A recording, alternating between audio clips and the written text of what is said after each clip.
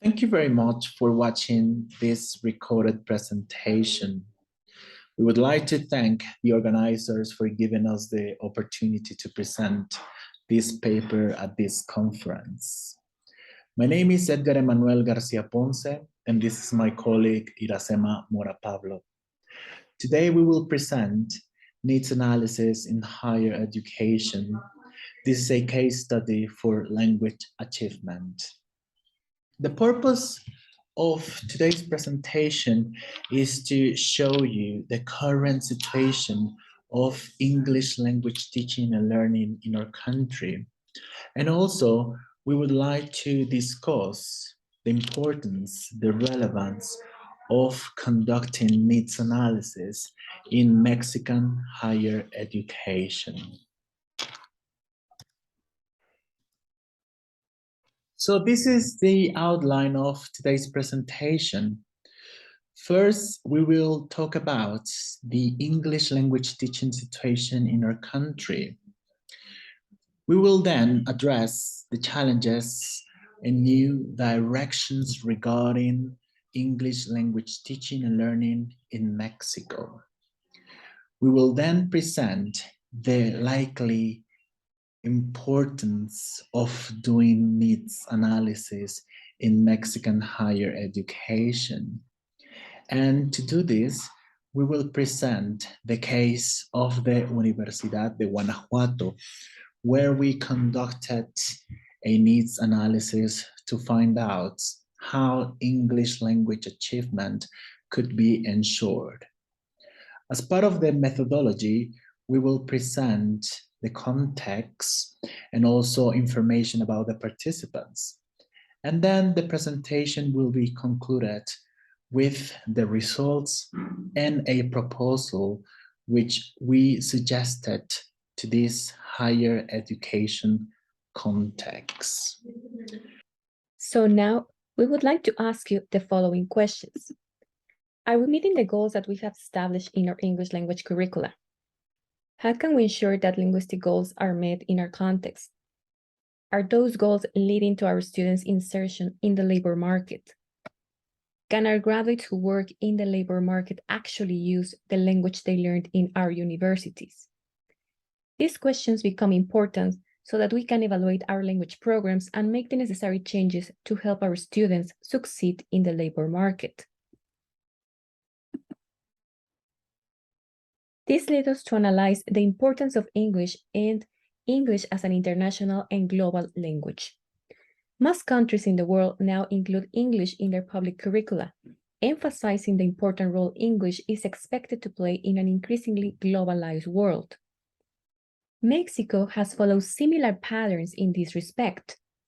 English has been taught in public secondary schools since at least 1954, and in many areas of the country, English is not taught as early as in primary or even pre-primary education.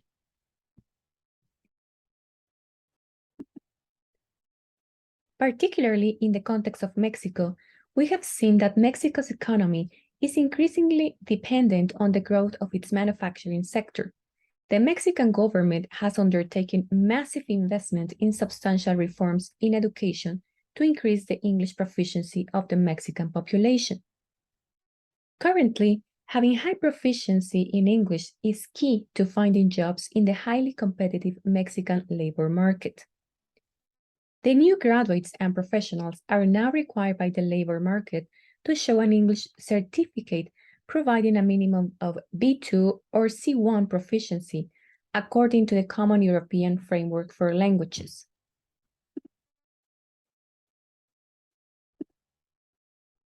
But what does this mean for our universities?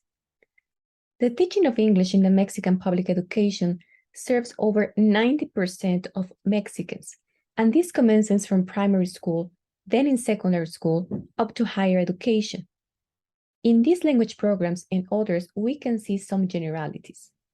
For example, we can say that all Mexican state universities offer English courses for BA students and public in general.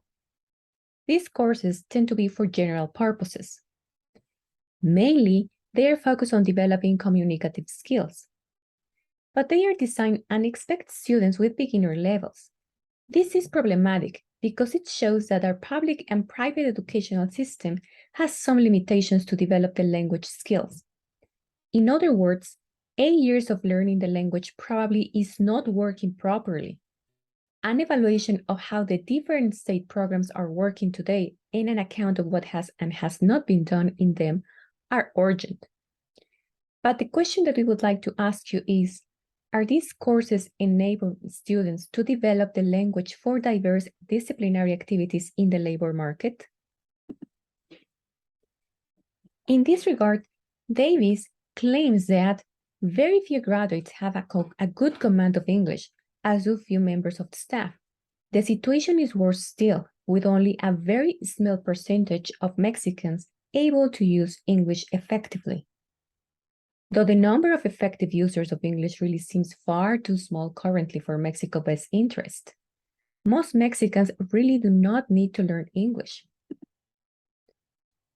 Very few graduating students would pass the first certificate examination, and many would fail the preliminary English test. Also, Davis emphasizes that these English programs have generally not been very successful to date. They have not met most of students' and graduates' needs either.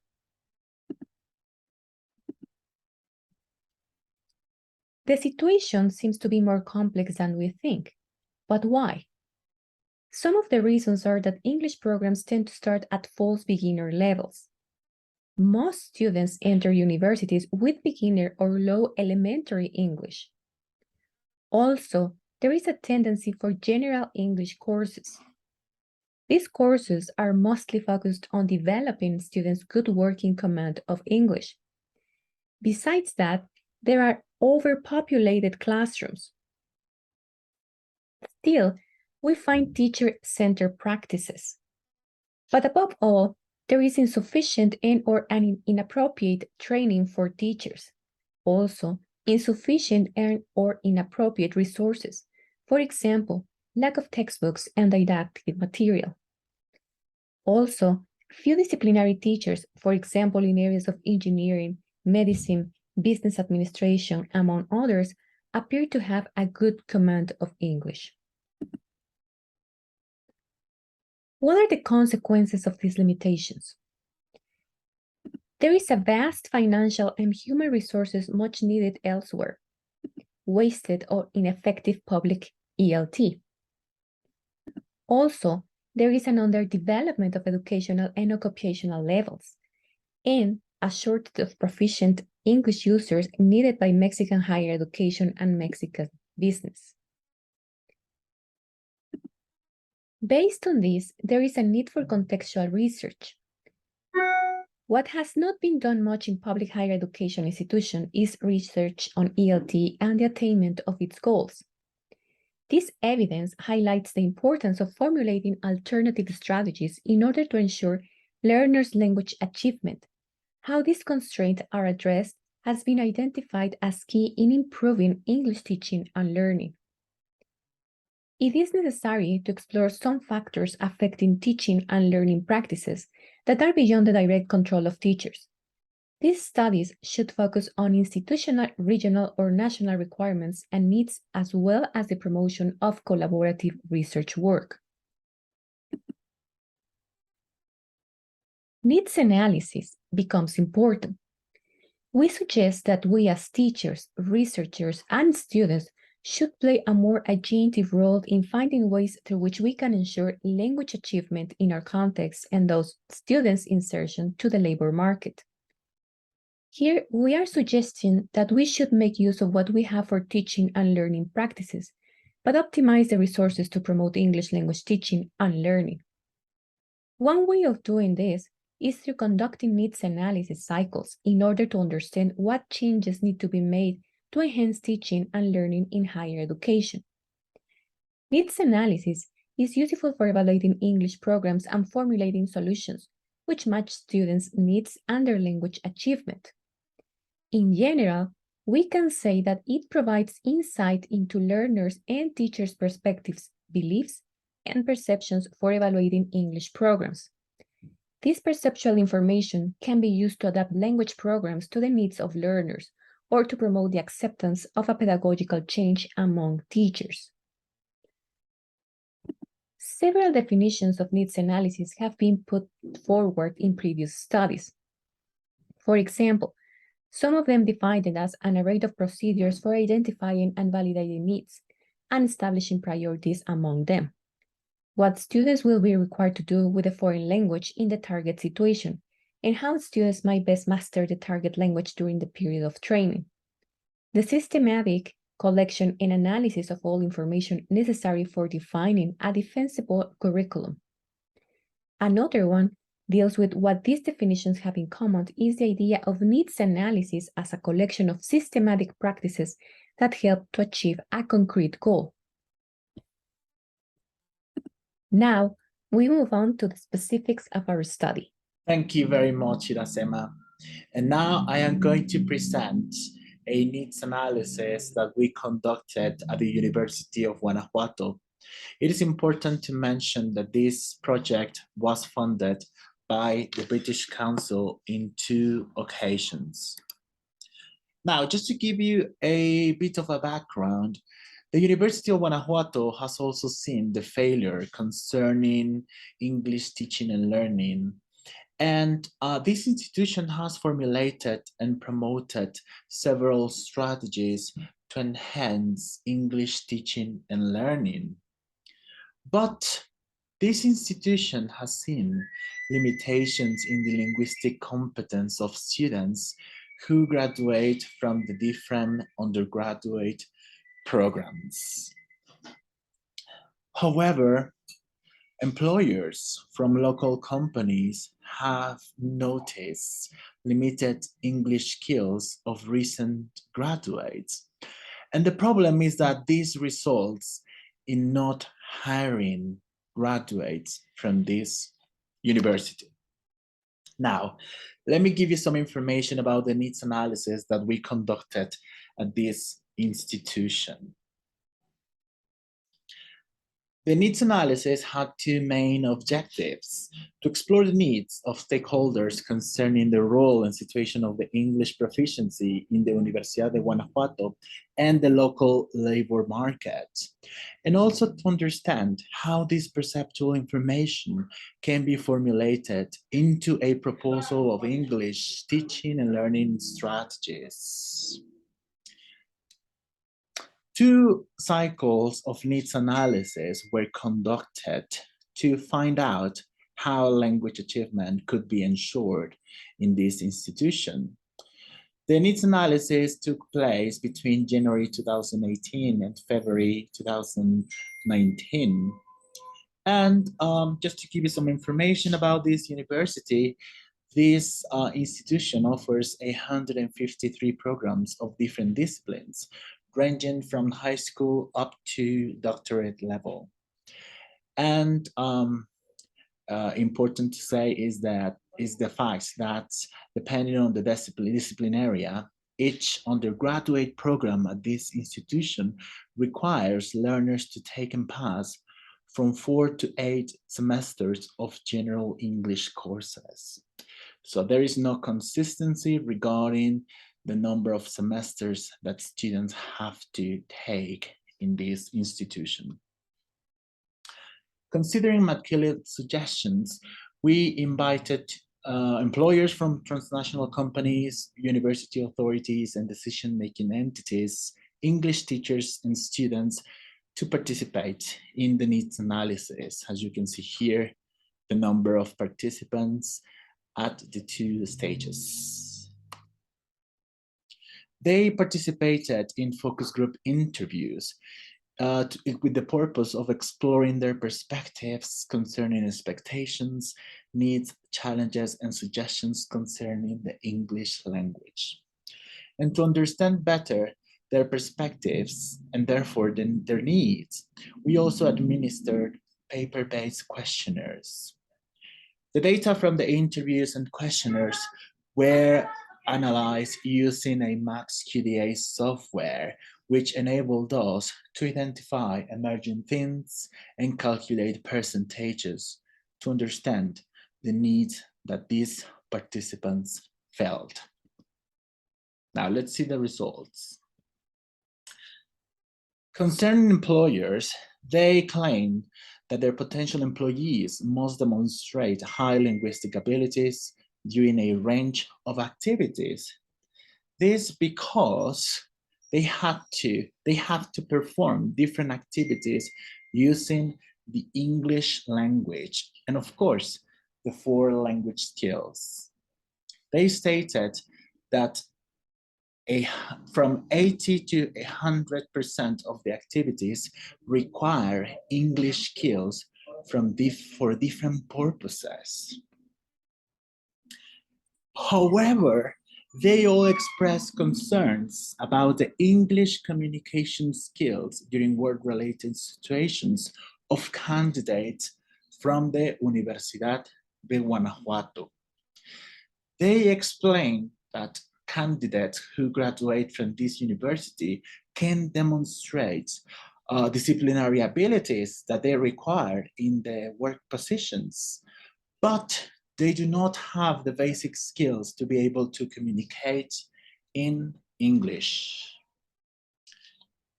As we can see here in this table, the other stakeholders also stated and felt different challenges and needs. For example, the absence of English as a requirement in some undergraduate programs, students' limited practice and exposure to the language, low salaries, lack of support from administration, students' lack of motivation, and other concerns.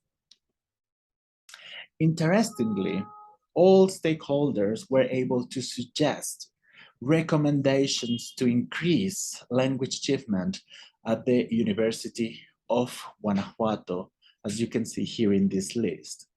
And we consider these suggestions as part of a proposal that we formulated to the Universidad de Guanajuato.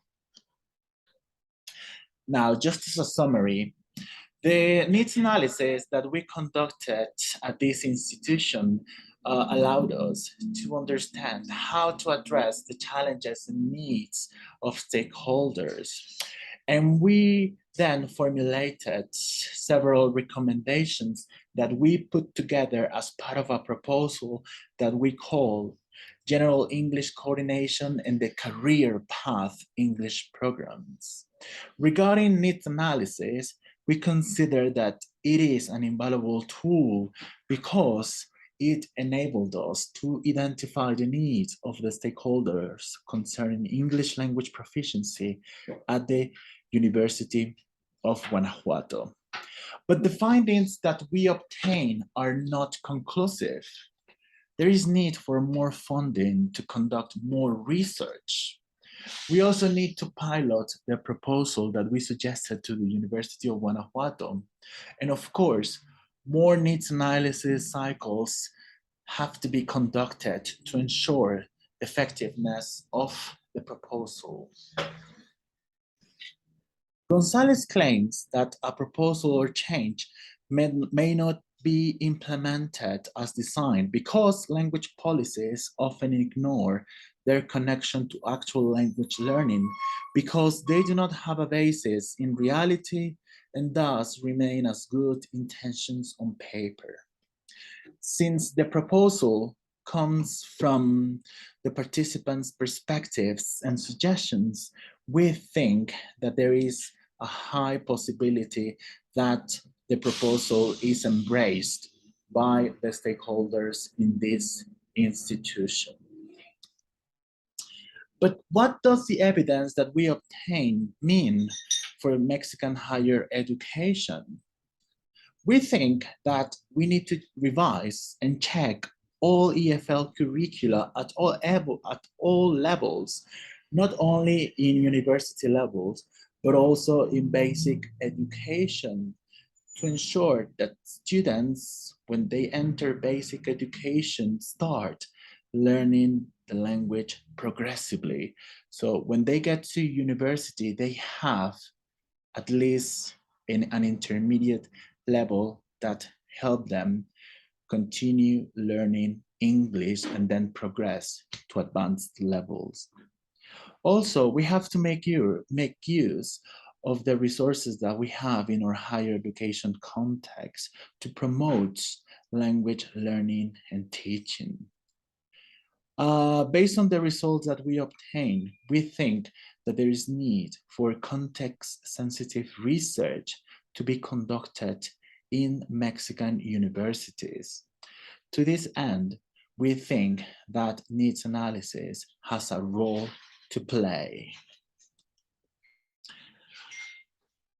If we do not explore the needs of stakeholders in Mexican higher education, we will continue promoting the failure that has been reported in previous research.